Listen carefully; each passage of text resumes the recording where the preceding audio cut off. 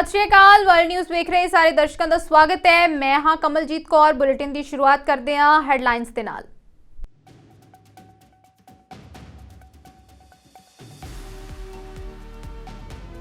रूसी मिसाइलों ने पूर्वी यूक्रेन के दोनेत्स्क खेतर दी इमारतों किया तबाह। एक व्यक्ति की मौत ते कई परिवार मलबे हेठां दबे।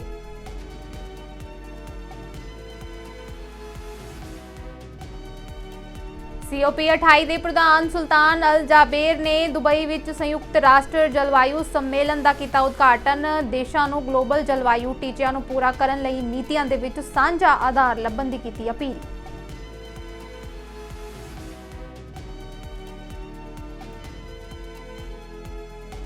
पाकिस्तान के साबका प्रधानमंत्री इमरान खान पार्टी चेयरमैन के अहुदे लई चोन नहीं लड़नगे। इस अहुदे लई अपने करीबी साथी बैरिस्टर गौहर नूं बनाया उम्मीदवार।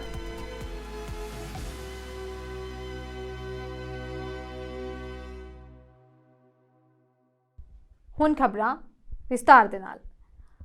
रूसी मिसाइलों ने पूर्वी यूक्रेन के दोनेत्स्क खेतर विच इमारतों को तबाह कर दिता है। इस दौरान एक व्यक्ति की मौत हो गई और कई परिवार मलबे हेठां दब गए। रूसी फौजां ने लंबी दूरी के हथियारों नाल इस खेतर दे विच हमला जारी रखिया। यूक्रेन के स्थानक अधिकारियों ने यह जानकारी दी है। यूक्रेन के अंदरूनी मामलों के मंत्री इहोर कलीमेंको ने कहा कि रूसी फौजां ने रात को इक्को समय 6 S-300 मिसाइलां दागियां। ये मिसाइलां दोनेत्स्क खेतर दे विच 3 शहरां पोक्रोवस, नोवोहरदिका अते मिर्नोनराद ते टिकियां। अधिकारियों ने कहा कि एमरजेंसी वर्करां ने नावरोहिद्रा विच एक तबाह हुई बहुमंजिला इमारत के मलबे विचों बाहर साला व्यक्ति की लाश नूं कढिया। उन्होंने आख्या कि मलबे हेठ एक बच्चे सने 4 होर व्यक्ति दबे हो सकते हैं। उन्होंने दस्सिया कि पोरसो वॉक दे विच इन्हां हमलियां कारण बहुमंजिला इमारत, 9 मकान, एक पुलिस दफ्तर और कई वाहन नुकसाने गए ने। एमरजेंसी कामिया ने एक व्यक्ति नूं बचाया जो खून नाल लथपथ सी अते उसदे हत्थां विच 6 महीने का बच्चा सी। शहर प्रशासन के मुखी सरहिल दोबरियाक ने कहा कि पिछले महीने विच चौथी बार शहर ते हमला होया है। उन्होंने आख्या है कि वो शहर और मकानों ते हमले कर रहे हैं। ये तीनों शहर अद वीका शहर के नेड़े ने जिथे पिछले कुछ महीनों के विच काफ़ी हमले हुए। हमास ने पश्चिमी यरूशलम विच एक बस स्टॉप ते एक खतरनाक बंदूक हमले की जिम्मेवारी लई, जिस दे विच 3 इजरायली मारे गए। हमले के बावजूद भी मिस्र अते कतर होर 20 कैदियां अते इजरायली जेलों के विच बंद 60 फलस्तीनियां की रिहाई के बदले 2 दिनों के वादे नूं सुरक्षित करने दे विच कामयाबी मिली। हमले के विरोध में गोलीबारी वाली थां ते रोस प्रदर्शन किया गया। मृतकों की याद दे विच मोमबत्ती मार्च कढ़िया गया अते संगीत राही उन्हां नूं श्रद्धांजलि दी गई। To bring out my feelings of the thing about what I'm feeling, that it's horrible, that I just can't stand it. I'm just a human being, yeah? So I just wanted to express out my feelings. So I came here to see and become emotional and see it from close up close. In the end, God will help and we will make it by the end. I don't know, I hope so and I think so. And the only thing why I'm here and I'm not scared is because I know God is watching. मनुखी सहायता नाल भरे 2781 truck हुण तक रफा crossing राही Gaza पट्टी दे विच दाखल होए ने, जो कि मिस्र अते फलस्तीनी एनकलेव दे विचकार इक्को एक संपर्क बिंदु है। मिस्र दी राज सूचना सेवा ने यह जानकारी दी है। विदेशी मीडिया लई SIS प्रेस सेंटर के मैनेजर अयमन वॉल्श ने न्यूज़ एजेंसी नूं दस्सिया है कि पहले राहत काफले नूं गाजा दे विच दाखल होने की इजाजत देने तो बाद 3176 टन मैडिकल सप्लाई, 1308 टन तेल अते 13348 टन भोजन समग्री गाजा दे विच भेजी गई है। वॉल्श ने कहा है कि लगभग 10,359 टन पानी, 3,203 टन होर राहत सहायता, 137 टेंट अते 18 एंबूलेंसां नूं भी गाजा पहुंचाया गया है। एक मिस्र के सुरक्षा अधिकारी ने नाम गुप्त रखने की शर्त ते शिन्हुआ नूं दस्सिया है कि चल रही जंगबंदी दौरान हर रोज़ 200 ट्रक क्रॉसिंग दे राहीं गाजा दे विच दाखल होने वाले ने। कतर के विदेश मंत्रालय ने एक बयान दे विच ऐलान किया है कि हमास अते इजराइल गाजा पट्टी विच एक वाधू दिन लई जंगबंदी नूं वधाउण लई सहमत हो गए ने। ਅਮਰੀਕੀ ਵਿਦੇਸ਼ ਮੰਤਰੀ ਐਂਟਨੀ ਬਲਿੰਕਨ ਨੇ ਯਰੂਸ਼ਲਮ ਦੇ ਵਿੱਚ ਇਜ਼ਰਾਈਲ ਦੇ ਪ੍ਰਧਾਨ ਮੰਤਰੀ ਬੈਂਜਾਮਿਨ ਨੇਤਨਯਾਹੂ ਦੇ ਨਾਲ ਮੁਲਾਕਾਤ ਕੀਤੀ। ਬਲਿੰਕਨ ਨੇ ਗਾਜ਼ਾ ਦੇ ਦੱਖਣੀ ਹਿੱਸੇ ਵਿੱਚ ਆਪਣੀ ਜ਼ਮੀਨੀ ਕਾਰਵਾਈ ਦਾ ਵਿਸਥਾਰ ਕਰਨ ਤੋਂ ਪਹਿਲਾਂ ਗਾਜ਼ਾ ਦੇ ਨਾਗਰਿਕਾਂ ਲਈ ਆਈਡੀਐਫ ਨੂੰ ਜਵਾਬਦੇਹ ਬਣਾਉਣ ਲਈ ਬਾਈਡਨ ਪ੍ਰਸ਼ਾਸਨ ਦੇ ਸੱਦੇ ਨੂੰ ਦੁਹਰਾਇਆ। ਇਹ ਸੰਦੇਸ਼ ਪਿਛਲੇ ਕਈ ਹਫ਼ਤਿਆਂ ਤੋਂ ਤੇਜ਼ੀ ਦੇ ਨਾਲ ਫੈਲ ਰਿਹਾ ਹੈ ਕਿਉਂਕਿ ਅਮਰੀਕਾ ਨੂੰ ਨਾਗਰਿਕ ਮੌਤਾਂ ਦੇ ਵਿੱਚ ਇੱਕ ਹੋਰ ਵਾਧਾ ਹੋਣ ਦਾ ਡਰ ਹੈ। Well, welcome. Secretary and I had an opportunity to begin the discussion, and there are many issues that we want to talk about. So I want to express our appreciation for your support from the beginning. Presidents, you personally, your delegation, and the war aims of eliminating Hamas and releasing, securing the release of our hostages. You've been very, very helpful. We appreciate it deeply. We'd like to talk to you about the next phase. So that's a summary of what we'd like to talk about and began talking about. ਭਾਰਤੀ ਅਧਿਕਾਰਾਂ ਦੇ ਵਕੀਲ ਨੇ ਜੇਲ੍ਹ ਦੇ ਵਿੱਚ ਬੰਦ ਔਰਤਾਂ ਦੀ ਦੁਰਦਸ਼ਾ ਨੂੰ ਉਜਾਗਰ ਕੀਤਾ ਹੈ। ਭਾਰਤੀ ਜੇਲ੍ਹਾਂ ਦੇ ਵਿੱਚ ਔਰਤਾਂ ਵੱਲੋਂ ਦੁੱਖ ਦੇ ਸਾਗਰ ਦਾ ਅਨੁਭਵ ਕਰਨ ਦੇ 3 ਸਾਲਾਂ ਬਾਅਦ ਦੇਸ਼ ਦੇ ਸਭ ਤੋਂ ਮਸ਼ਹੂਰ ਅਧਿਕਾਰਾਂ ਦੇ ਵਕੀਲਾਂ ਵਿੱਚੋਂ ਇੱਕ ਨੇ ਚੇਤਾਵਨੀ ਦਿੱਤੀ ਹੈ ਕਿ ਸਮਾਜ ਦੇ ਪੱਖਪਾਤ ਨੂੰ ਸਲਾਖਾਂ ਪਿੱਛੇ ਵੀ ਹੁਲਾਰਾ ਦਿੱਤਾ ਜਾ ਰਿਹਾ ਹੈ। ਲੇਖਕ ਅਤੇ ਅਧਿਕਾਰ ਕਾਰਕੁਨ ਸੁਧਾ ਭਾਰਦਵਾਜ ਨੇ ਕਿਹਾ ਹੈ ਕਿ ਫੰਡ ਇਕੱਠਾ ਕਰਨ ਜਾਂ ਜ਼ਮਾਨਤ ਦੇ ਲਈ ਗੁੰਝਲਦਾਰ ਕਾਗਜ਼ੀ ਕਾਰਵਾਈ ਪੂਰੀ ਕਰਨ ਦੇ ਵਿੱਚ ਅਸਮਰੱਥ ਪੂਰੀ ਤਰ੍ਹਾਂ ਸਾਰੀਆਂ ਔਰਤਾਂ ਭਾਰਤ ਦੀ ਗਲੇਸ਼ੀਅਲ ਨਿਆਇਕ ਪ੍ਰਕਿਰਿਆ ਦੇ ਵਿੱਚ ਮੁਕੱਦਮੇ ਦੀ ਉਡੀਕ ਕਰਦੇ ਹੋਏ ਸਾਲਾਂ ਤੋਂ ਜੇਲ੍ਹਾਂ ਦੇ ਵਿੱਚ ਬੰਦ ਨੇ। ਖਾਸ ਤੌਰ ਤੇ ਉਹ ਦੇਸ਼ ਦੇ ਹਜ਼ਾਰਾਂ ਪੁਰਾਣੇ ਜਾਤੀ ਲੜੀ ਦੇ ਨੇੜਲੇ ਹਿੱਸੇ ਦੇ ਵਿੱਚ ਨੇ। ਕਾਨੂੰਨੀ ਸਹਾਇਤਾ ਪ੍ਰਣਾਲੀ ਜ਼ਿਆਦਾਤਰ ਗਰੀਬ ਕੈਦੀਆਂ ਲਈ ਘੱਟ ਜਾਂ ਅਸਫਲ ਰਹਿੰਦੀ ਹੈ। ਕਾਰਕੁਨ ਨੇ ਕਿਹਾ ਕਿ ਜੋ ਪਿਛਲੇ ਸਾਲ ਖੁਦ ਰਿਹਾ ਹੋਇਆ ਸੀ, ਭਾਰਤ ਦੀ ਜੇਲ੍ਹ ਦੀ ਆਬਾਦੀ ਦਾ 5% ਤੋਂ ਵੀ ਘੱਟ ਔਰਤਾਂ ਹਨ। 2015 ਦੇ ਤਾਜ਼ਾ ਉਪਲਬਧ ਸਰਕਾਰੀ ਅੰਕੜਿਆਂ ਦੇ ਮੁਤਾਬਿਕ ਇਹਨਾਂ ਦੇ ਵਿੱਚੋਂ 2/3 ਤੋਂ ਵੱਧ ਅਜੇ ਵੀ ਦੋਸ਼ੀ ਠਹਿਰਾਏ ਜਾਣ ਦੀ ਤੇ ਮੁਕੱਦਮੇ ਦੀ ਉਡੀਕ ਦੇ ਵਿੱਚ ਨਜ਼ਰਬੰਦ ਨੇ। Most of them were, of course, poor. A lot of them were uneducated. Some of them were completely illiterate. They didn't know what was happening. They were abandoned by their families most of the time. So I was really in a sea of misery. So in that sense, I really, despite the initial, the sort of shock and indignity and all that, I felt I was more privileged. I thought these stories really needed to come out. The first thing the legal system requires is to have a fair defense and to have a equally good defense. I mean, like you have a prosecution, you need an equally good defense. Only then you can get justice. And for most of these women, that is what they were denied. There are many times gender angles to it. I mean, like again, I pointed out many cases where even in cases where, let us say, daughter-in-laws committed suicide and therefore, the family would be brought in, maybe on the complaint of the parents of the woman who had died.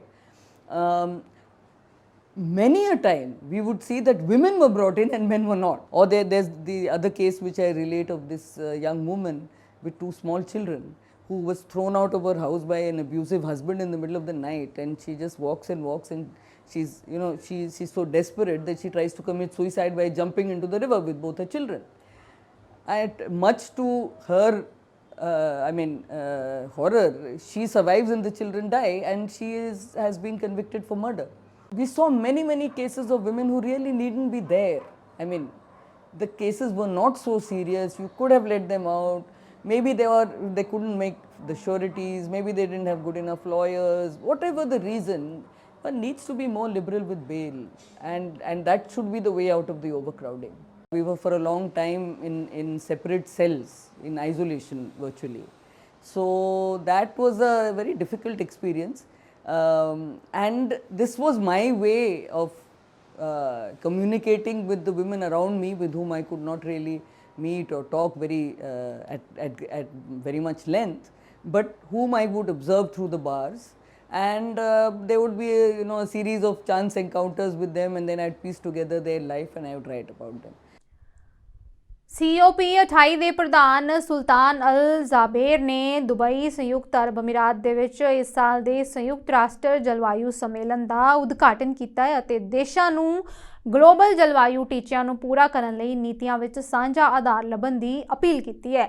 ਜ਼ਾਬੇਰ ਨੇ UAE ਦੀ ਰਾਸ਼ਟਰੀ ਤੇਲ company Abu Dhabi national oil company ਦੇ CEO ਵਜੋਂ ਸੇਵਾ ਨਿਭਾਈ ਹੈ। Dubai ਦੀ 9.9% ਆਬਾਦੀ ਤੇਜ਼ੀ ਦੇ ਨਾਲ ਵੱਧ ਰਹੀ ਹੈ। ਆਬਾਦੀ ਵਿਸ਼ਵ ਪੱਧਰ ਤੇ ਪ੍ਰਤੀ ਵਿਅਕਤੀ ਦੇ ਨਿਕਾਸ ਵਿੱਚ 6ਵੇਂ ਸਥਾਨ ਤੇ ਹੈ। ਨਾਗਰਿਕਾਂ ਨੂੰ ਯੂਟਿਲਿਟੀ ਸਬਸਿਡੀਆਂ ਦੇ ਕਾਰਨ ਸਾਲ ਦੇ ਜ਼ਿਆਦਾਤਰ ਹਿੱਸੇ ਵਿੱਚ 에ਅਰ ਕੰਡੀਸ਼ਨਿੰਗ ਦੀ ਵਰਤੋਂ ਕਰਨ ਅਤੇ ਅੰਤਰਰਾਸ਼ਟਰੀ ਬਾਜ਼ਾਰ ਦੀਆਂ ਕੀਮਤਾਂ ਤੋਂ ਘੱਟ ਕੀਮਤ ਵਾਲੇ ਤੇਲ ਨਾਲ ਗੈਸ ਗਜ਼ਲ ਵਾਲੀਆਂ ਕਾਰਾਂ ਚਲਾਉਣ ਤੇ ਆਦੀ ਨੇ। ਸੈਲਾਨੀਆਂ ਅਤੇ ਸੰਮੇਲਨ ਦੇ ਵਿਜ਼ਿਟਰ ਠੰਡੇ ਸ਼ਾਪਿੰਗ ਮਾਲਾਂ, ਸਵਿਮਿੰਗ ਪੂਲ ਅਤੇ ਹਰੇ ਭਰੇ ਗੋਲਫ ਕੋਰਸਾਂ ਦੀ ਉਮੀਦ ਕਰਦੇ ਨੇ ਜੋ ਪੂਰੀ ਤਰ੍ਹਾਂ ਊਰਜਾ ਦੇ ਨਾਲ ਭਰੇ ਖਾਰਸ਼ ਵਾਲੇ ਪਾਣੀ ਤੇ ਨਿਰਭਰ ਕਰਦੇ ਨੇ। And now many national oil companies have adopted net zero 2050 targets for the first time. And I'm grateful that they have stepped up to join this game-changing journey. But I must say, it is not enough. And I know that they can do much more. Hearing no objections, it is so decided.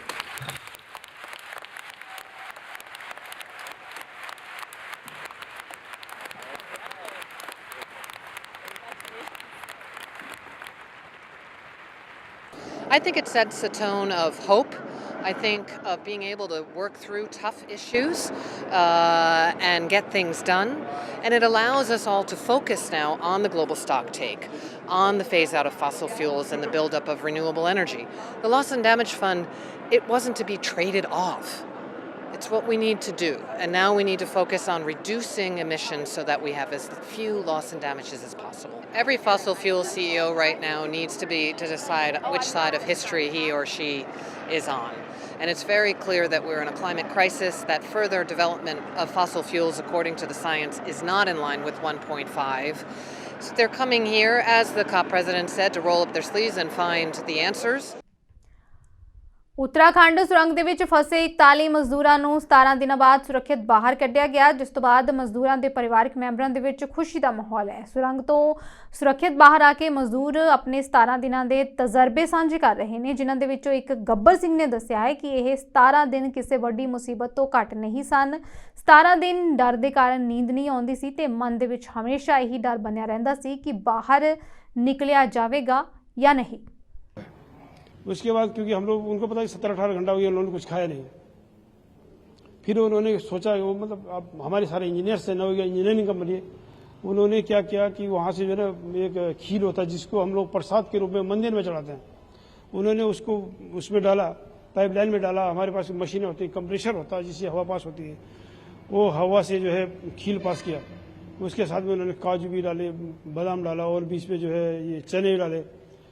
लेकिन जितना हमारे पास आता था, कुछ बीच में इतना dust होता पूरा टनल में डस्ट होता हम लोग के ऊपर गिरता था। अभी भी मैं नहाया नहीं, बहुत दिन हो गया है, हमको टाइम ही नहीं मिला। तो उसके बाद जो है उसको हम लोग बांट के खाते थे, एक एक मुट्ठी संतुष्टि होती थी, मतलब जीने के लिए खाना जिसमें हम लोग जी पाए।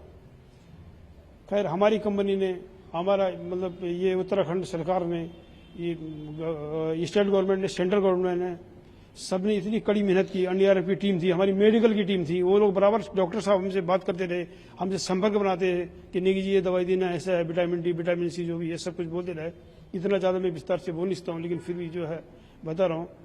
तो वो एक बार तो एक ऐसा क्षण भी आया कि मेरा पूरा ही संपर्क खत्म हो गया बाहर से, मतलब मेरा जो है दुनिया से संपर्क खत्म हो गया था। माँ बाप भाई बहन पूरा परिवार कौन क्या कहाँ कुछ भी मेरे को समझ नहीं आ रहा था। लेकिन मैंने अपना आप नहीं खोया, मैंने ऊपर से बोला हे प्रभु मेरे को दो ही रास्ते चाहिए, दोनों रास्ते में कोई भी रास्ता क्लियर दे दे, या तो मैं मतलब या तो अपने पास लेके जा, नहीं तो हमको बाहर भेज दे, जो भी क्लियर हो दो। लेकिन फिर भी हिम्मत रखना बहुत जरूरी था, मुझे विश्वास था कि हमको बाहर जाना ही जाना है, पक्का जाना है। फिर एक दो आते रहे, उसके बाद तो इन्होंने फिर 6 इंच का पाइप डाल दिया, जिससे कि हमारे पास बोतलों द्वारा ऐसे खाना आता था बाहर से, और उसी में पानी भी आता, खाना आता, सब कुछ आता, ड्राई फ्रूट, मतलब कोई हिसाब नहीं। अभी भी पूरा वहाँ जाएंगे तो पूरा एक गोडाउन लगा हुआ है फल फ्रूट का। कंपनी ने भी पूरा बाहर में जितने भी लोग थे, जितने भी सहयोगी भाई थे, किसी ने तन मन धन से पूरा प्रयास किया, किसी ने कोई कमी नहीं की है। और वहाँ पे हमारे बड़े भाई साहब भी हैं जो कि बहुत ही पूज्य हमारे लिए, हमारे पिता तुल्य हैं, उन्होंने बहुत ज़्यादा प्रयास किया। ये जो मैं कपड़ा पहना हुआ ये भी उनकी ही देन है, हमारे सभी भाइयों के लिए उन्होंने कपड़ा खरीद के उधर से भेजा। हम लोगों ने कपड़े चाहिए क्योंकि हमको इन्फेक्शन हो सकता है, बहुत दिन हो गए कपड़े नहीं थे और वहाँ भेजना भी असंभव था। भेजना भी बहुत मुश्किल बात था, लेकिन उन्होंने फिर भी भेजा, सभी लोगों ने पहना, सबको बहुत खुशी हुई। वो बहुत सभी लोग बोले थे भाई को बहुत बहुत धन्यवाद हैं, वो बड़े बधाई के पात्र हैं। एक्चुअली उनको क्या जरूरी है, वो तो एक बार राष्ट्रपति पुरस्कार से सम्मानित है, भारत सरकार द्वारा सम्मानित उनको किया गया है। तो ये बहुत सारी चीज़ें रही, भाई भी हमको बहुत पश्तून तहाफुज मूवमेंट ने अफगान शरणार्थियों ते पाकिस्तान की कार्रवाई के खिलाफ UNHRC हैडकुआटर के बाहर प्रदर्शन किया। PTM के कारकुनां ने पाकिस्तान तो तालिबान शासित अफगानिस्तान दे विच अफगान शरणार्थियों को जबरदस्ती देश निकाले किए जाने की निंदा की। प्रदर्शनकारियों ने उजागर किया कि पाकिस्तानी अधिकारियों ने कई अफगान निजी और वपारक जायदादां नूं भी ढा दिता है। इन्हां दे विचों ज़्यादातर लोगों के कोल रजिस्ट्रेशन कार्डां के सबूत सन अते वो कानूनी तौर पर रह रहे सन। ਜਿਹੜੇ लोग स्थानक पुलिस नूं रिश्वत नहीं दे सकते, उन्हां नूं बाद दे विच उन्हां दी जान खतरे विच पा के देश निकाला दिता गया सी। सर्दी के मौसम में उनके साथ जो जुल्म ज्यादती हो रही है और उनके जो कानूनी कार्ड है उनको पाल कर उनको निकाल रहे हैं। Different areas of Pakistan, the Pakistani authorities are forcing millions of Afghans, about 1.7 million of Afghans, to be deported to Afghanistan. Not only that, but they are arbitrarily detaining these Afghan refugees, even if they have legal documents. Against this inhuman act, which is in violation of the international law, violation of the conventions of the United Nations, like Convention on Torture, which states that no person should be deported to a country where he can be subjected to torture. So that is the reason that we are here, and we are denouncing this illegal, brutal and inhuman act of the Pakistani fascist state. Jail च बंद Pakistan Tehreek Insaf party के मुखी और साबका प्रधानमंत्री Imran Khan party chairman के अहुदे की चोन नहीं लड़नगे। उन्होंने इस अहुदे के लिए अपने करीबी साथी बैरिस्टर गौहर खान को उम्मीदवार बनाया। पार्टी के बुलारे बैरिस्टर अली जफर ने ऐलान किया कि पाकिस्तान तहरीक इंसाफ दियां अंतरी पार्टियां चोणां कमीशन दियां हदायतां ते 2 दसंबर नूं होणीਆਂ ने। इस तो पहला इमरान दे चोन लड़न बारे शंके उस समय होर डूंगे हो गए जदों पार्टी के सीनियर मीत प्रधान शेर अफजल ने कहा सी कि साबका प्रधानमंत्री कानूनी अड़चना कारण चेयरमैन के अहुदे की चोन नहीं लड़नगे। इमरान की तरफों उम्मीदवार वालों नामजद किए गए गौहर खान ने कहा है कि इमरान खान पार्टी के चेयरमैन सन हन ते रहणगे। इमरान के वापस आने तक मैं अपनी जिम्मेवारी निभावांगा। इसलिए हमें कोई ऐसा शख्सियत चाहिए जो कंट्रोवर्शियल ना हो और जो केयर टेकर मोड का ये आर्जी तौर पे ये जो अरेंजमेंट है उसका किरदार अदा कर सके। तो अब जो मैं नाम जो उन्होंने सिलेक्ट किया और जो नाम मैं लेने लगा हूं वो एक ऐसी शख्सियत है जो कि कदावर तो हैं लेकिन वो टेम्पररी अरेंजमेंट के लिए बिल्कुल मुनासिब हैं और उनकी नॉमिनेशन से आपको पता चल जाएगा कि ये कोई -1 फार्मूला नहीं है, ये कोई कू नहीं है, ये इमरान खान साहब के अपने नॉमिनी हैं और ये एक आर्जी तौर पे जो अरेंजमेंट हम कर रहे हैं उसके मुताबिक मुनासिब हैं। ये जो र्यूमर्स चल रहे थे कल के या उससे पहले भी कि कोई -1 हम करेंगे, बिल्कुल नहीं। पीटीआई इमरान खान है और इमरान खान पीटीआई हैं। पीटीआई जो है वो इमरान खान साहब के बगैर कुछ नहीं। कागज़ पे अगर आप चेयरमैन हों या ना हों उससे कोई फ़र्क नहीं पड़ता। जो लीडर हैं और मुस्तकिल लीडर हैं वो इमरान खान साहब ही हैं। अभी चूँकि हमने कानूनी जो हमारी कार्रवाई है वो पूरी करनी है, कानून के तकाजे पूरे करने हैं, इलेक्शन कमीशन का गैर आइनी और गैर कानूनी जो ऑर्डर है उसको हमने इम्प्लीमेंट करना है, तो हमें इसलिए ये करना पड़ रहा है। और अब मैं आपके सामने वो नाम लेता हूँ जो इमरान खान साहब ने नाम बताया, वो हैं बैरिस्टर गौहर साहब। बैरिस्टर गौहर साहब जो हैं हमारे बहुत लीगल टीम के अहम ओहदेदार हैं, एक रुकन है और वो ये टेम्पररी जो उनका एक नॉमिनेशन है वो उसको इंशाल्लाह पूरी तरह निभाएंगे। इसके अलावा अगर कोई सवाल होंगे तो मैं आपका जवाब दे दूंगा, लेकिन अगर बैरिस्टर साहब कुछ कहना चाहेंगे तो उनकी बात भी सुन लीजिए। ਇਸਲਾਮਾਬਾਦ ਹਾਈ ਕੋਰਟ ਨੇ ਪਾਕਿਸਤਾਨ ਦੇ ਸਾਬਕਾ ਪ੍ਰਧਾਨ ਮੰਤਰੀ ਨਵਾਜ਼ ਸ਼ਰੀਫ ਨੂੰ ਭ੍ਰਿਸ਼ਟਾਚਾਰ ਦੇ 2 ਮਾਮਲਿਆਂ ਦੇ ਵਿੱਚ ਬਰੀ ਕਰ ਦਿੱਤਾ ਹੈ। ਉਸ ਨੂੰ 2018 ਵਿੱਚ ਇਹਨਾਂ ਮਾਮਲਿਆਂ ਦਾ ਦੋਸ਼ੀ ਠਹਿਰਾਇਆ ਗਿਆ ਸੀ। ਸ਼ਰੀਫ ਨੇ ਐਵਨਫੀਲਡ ਜਾਇਦਾਦ ਅਤੇ ਅਲ ਅਜੀਜ਼ੀਆ ਮਾਮਲਿਆਂ ਦੇ ਵਿੱਚ ਆਪਣੀ ਸਜ਼ਾ ਨੂੰ ਇਸਲਾਮਾਬਾਦ ਹਾਈ ਕੋਰਟ ਦੀ ਚੁਣੌਤੀ ਦਿੱਤੀ ਸੀ। ਚੀਫ ਜਸਟਿਸ ਆਮੇ ਫਾਰੂਕ ਅਤੇ ਜਸਟਿਸ ਮੀਆਂ ਗੁਲ ਹਸਨ ਔਰੰਗਜ਼ੇਬ ਦੀ 2 ਮੈਂਬਰੀ ਬੈਂਚ ਨੇ ਦੋਵਾਂ ਧਿਰਾਂ ਦੀਆਂ ਦਲੀਲਾਂ ਸੁਣਨ ਤੋਂ ਬਾਅਦ ਇਹ ਫੈਸਲਾ ਸੁਣਾਇਆ। ਸਾਬਕਾ ਪ੍ਰਧਾਨ ਮੰਤਰੀ ਸ਼ਰੀਫ ਨੂੰ ਜੁਲਾਈ 2018 ਦੇ ਵਿੱਚ ਦੋਸ਼ੀ ਠਹਿਰਾਇਆ ਗਿਆ ਅਤੇ ਲੰਡਨ ਵਿੱਚ ਆਮਦਨ ਤੋਂ ਵੱਧ ਜਾਇਦਾਦ ਨਾਲ ਸੰਬੰਧਿਤ ਐਵਨਫੀਲਡ ਜਾਇਦਾਦ ਭ੍ਰਿਸ਼ਟਾਚਾਰ ਮਾਮਲੇ ਵਿੱਚ 10 ਸਾਲ ਦੀ ਸਜ਼ਾ ਵੀ ਸੁਣਾਈ ਗਈ ਸੀ। ਉਸ ਨੂੰ ਦਸੰਬਰ 2018 ਵਿੱਚ ਅਲ ਅਜੀਜ਼ੀਆ ਸਟੀਲ ਮਿਲਸ ਕੇਸ ਵਿੱਚ 7 ਸਾਲ ਦੀ ਸਜ਼ਾ ਸੁਣਾਈ ਗਈ ਸੀ। ਇਹ ਕੇਸ ਰਾਸ਼ਟਰੀ ਭ੍ਰਿਸ਼ਟਾਚਾਰ ਵਿਰੋਧੀ ਨਿਗਰਾਨੀ ਸੰਸਥਾ ਰਾਸ਼ਟਰੀ ਜਵਾਬਦੇਹੀ ਬਿਊਰੋ ਨੇ ਦਰਜ ਕੀਤੇ ਹਨ। ਉਸ ਨੇ ਦੋਵਾਂ ਮਾਮਲਿਆਂ ਦੇ ਵਿੱਚ ਆਪਣੀ ਸਜ਼ਾ ਖਿਲਾਫ ਅਪੀਲਾਂ ਦਾਇਰ ਕੀਤੀਆਂ। ਸ਼ਰੀਫ 2019 ਵਿੱਚ ਲੰਡਨ ਗਏ ਸੀ ਅਤੇ ਵਾਪਸ ਨਹੀਂ ਪਰਤੇ। ਇਸਲਾਮਾਬਾਦ ਹਾਈ ਕੋਰਟ ਨੇ ਦਸੰਬਰ 2020 ਦੇ ਵਿੱਚ ਸ਼ਰੀਫ ਨੂੰ ਦੋਵਾਂ ਮਾਮਲਿਆਂ ਦੇ ਵਿੱਚ ਭਗੌੜਾ करार ਦਿੱਤਾ ਸੀ। आप बरी हो गए, शुक्र जी, अल्लाह ताला का शुक्र है जी। मैंने तो मामलात को अल्लाह पे छोड़ा था, अल्लाह ताला ने आज सुरखुल किया है।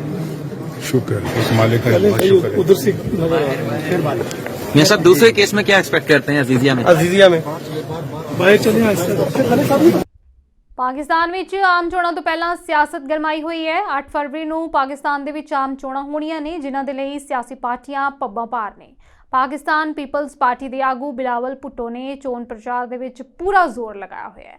ਅੱਜ ਭੁੱਟੋ ਵੱਲੋਂ ਬਲੋਚਿਸਤਾਨ ਦੇ ਵਿੱਚ ਇੱਕ ਚੋਣ ਰੈਲੀ ਨੂੰ ਸੰਬੋਧਨ ਕੀਤਾ ਗਿਆ ਅਤੇ ਬਲੋਚਿਸਤਾਨ ਵਾਸੀਆਂ ਦੇ ਨਾਲ ਵੱਡੇ ਵਾਅਦੇ ਕੀਤੇ गए। कायदे अवाम शहीद जुल्फ़िकार अली भुट्टो मेरे नाना था। मुल्क का वजीर आजम, सदर और पासी पे चढ़ाया गया।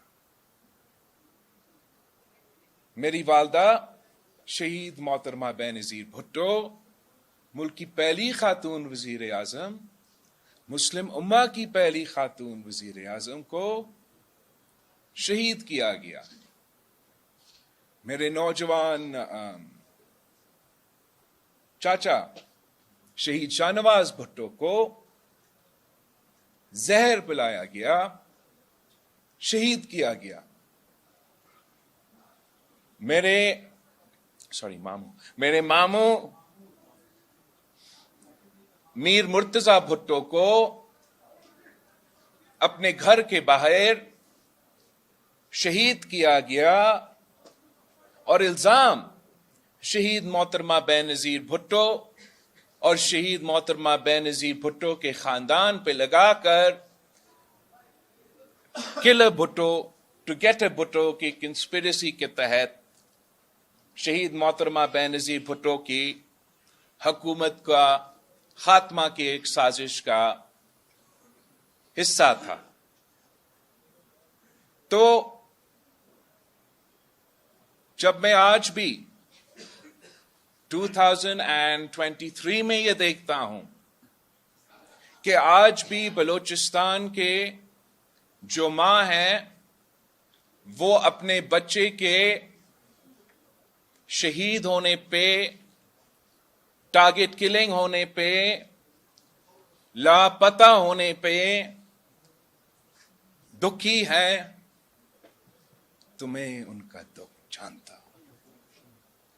अब इसका हमने करना क्या है?